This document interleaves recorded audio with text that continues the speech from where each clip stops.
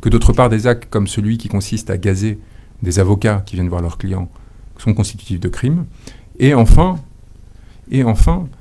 qu'ils doivent, je leur conseille de demander d'une part des ordres écrits sur ce qu'ils font, et d'autre part mettre par écrit leur opposition à ces ordres.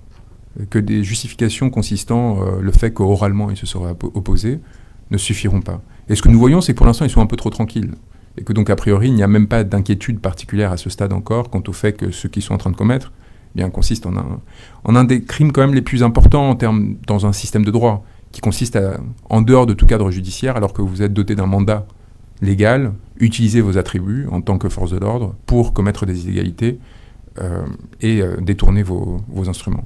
Et ça, c'est quelque chose qui devrait particulièrement préoccuper les Sénégalais, parce que lorsque vous avez des forces de l'ordre qui ne respectent pas l'ordre qui est adopté par les représentants du peuple, donc par la souveraineté nationale, la loi, eh bien, il y a de quoi s'inquiéter sur son destin personnel. Et encore une fois, quelle que soit votre destination politique et vos idées politiques, il y a là, à mon sens, un problème fondamental. Donc évidemment,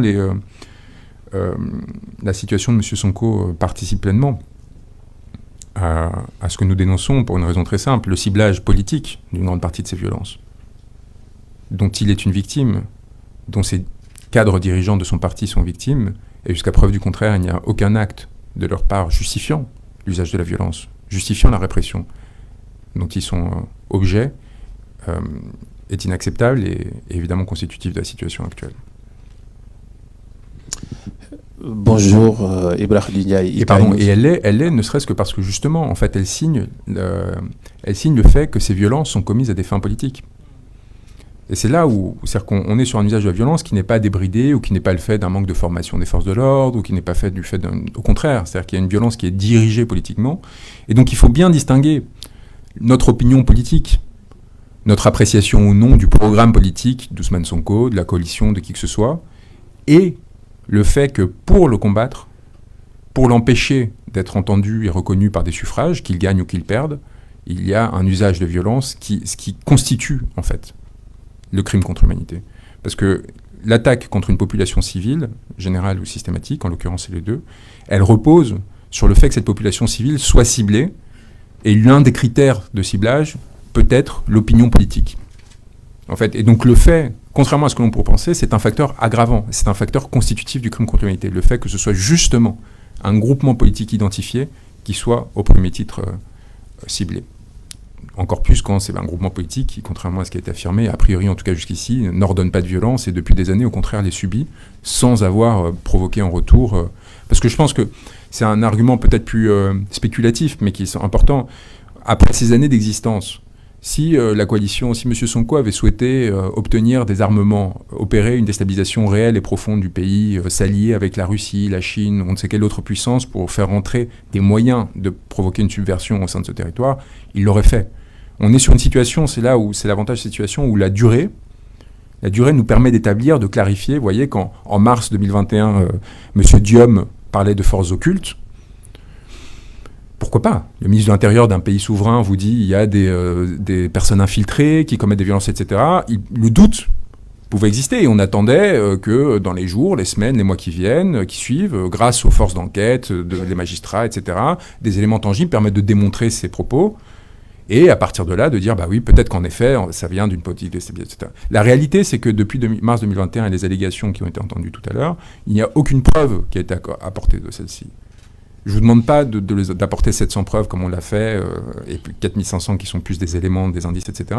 Mais au moins essayer d'établir quelque chose. Et quand ça a été établi, tentativement, lors de cette conférence de presse d'Ibrahima Diop il y a quelques semaines, on s'est rendu compte que les éléments qui étaient présentés par le gouvernement correspondaient en fait non pas à des manifestants infiltrés, non pas à des Guinéens, parce que ça aussi, la xénophobie qui consiste à expulser 90 ressortissants guinéens parce qu'il est facile de les expulser pour essayer de leur attribuer la responsabilité de la situation, alors que, contrairement à ce qui a été affirmé, ils ne sont évidemment en rien responsables, ils n'étaient pas présents lors des manifestations, et qu'en réalité, les personnes que l'on montre sont des collaborateurs réguliers des forces de police et que l'on retrouve ensuite des dizaines de vidéos où on les voit récupérer des armes de la main des policiers directement, rentrer dans des pick-up de police et agir de concert avec eux, et que donc l'infiltré supposé était en effet un infiltré mais un nervi du gouvernement, eh bien on se rend compte que ces campagnes de propagande et de désinformation ne tiennent pas. Et nous, ce que l'on a essayé absolument d'éviter, ce que je pense on a réussi à éviter, c'est de rentrer dans ces jeux-là. C'est-à-dire qu'en ayant une rigueur absolue sur la sélection des éléments, en s'assurant qu'ils soient vérifiés une fois, deux fois, trois fois, s'assurer vraiment qu'ils se soient incontestables et que justement, on puisse revenir dans 1 an, dans 2 ans, dans 3 ans, sur les affirmations que l'on a faites, et à l'exact opposé des affirmations de M. Diom, se rendre compte que nous étions des hommes intègres, pour reprendre la terminologie utilisée par une grande figure politique du continent, et que les propos que nous avions tenus étaient non seulement véridiques, mais vérifiés dès le moment où ils ont été tenus et que nous n'avons pas porté des accusations en l'air ou gratuitement. Bonjour, donc Ibrahim Ndiaye, IK News. Je vais rejoindre Mme Bousso par rapport aux inquiétudes qu'elle a pour le troisième mandat, le forcing. Et pour cela, permettez-moi de faire un parallélisme. Pour moi, le président Macky Sall, c'est comme un automobiliste qui est conscient du danger de l'alcool et qui prend un véhicule et qui fait des dégâts considérables sur les humains. Il a lui-même, dans des vidéos que tout le monde peut retrouver, dire que le troisième mandat est un danger, ça amène des tensions, beaucoup de personnes y perdent leur vie. Donc là, il lance le Sénégal dans cette route. Est-ce que demain, les conséquences, pour moi, il y aura des conséquences humaines, des pertes humaines sur ce troisième mandat? Est-ce que cela va, le fait qu'il est conscient lui-même de se lancer sur cette voie, si demain, personne ne le souhaite, il y a des pertes humaines, est-ce que cela, pour vous, il y aura en tout cas du point de vue de la justice une considération différente, en tout cas une considération qui peut appuyer l'acte que vous menez là déjà à la CPI? Bien sûr que ce sera un facteur aggravant. Une fois que sont qualifiés les actes que vous commettez, une fois que sont établies les responsabilités, si la commission continue et s'aggrave de la même façon qu'il est déterminant pour cette démarche, et nous n'aurions pas pu la mener si les violences avaient commencé seulement, entre guillemets, en mars 2023. L'existence des épisodes précédents, de mars 2021, a permis de démontrer non seulement la conscience, mais l'absence de nature incidente de ces violences en mars 2021, et au contraire, l'usage déterminé et réfléchi de cette violence à des fins politiques. La cohérence des pratiques, c'est un élément très important dans la caractérisation d'un crime contre l'humanité, la répétition. La répétition et l'utilisation d'un schéma. Un schéma qui reproduit les mêmes dispositions de violence. Et on a vu les mêmes actes ou des actes très similaires se reproduire entre mars 2021 et aujourd'hui. Et c'est cela qui nous permet de fonder aujourd'hui, au-delà de la gravité des crimes en eux-mêmes, cette plainte et cette procédure pour crime contre l'humanité.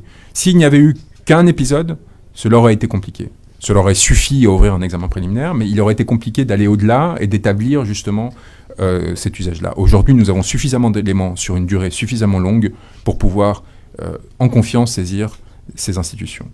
Je voulais vous remercier de votre présence, m'excuser de devoir abréger cet échange et vous dire que nous resterons évidemment à disposition dans les jours qui viennent pour réagir en cas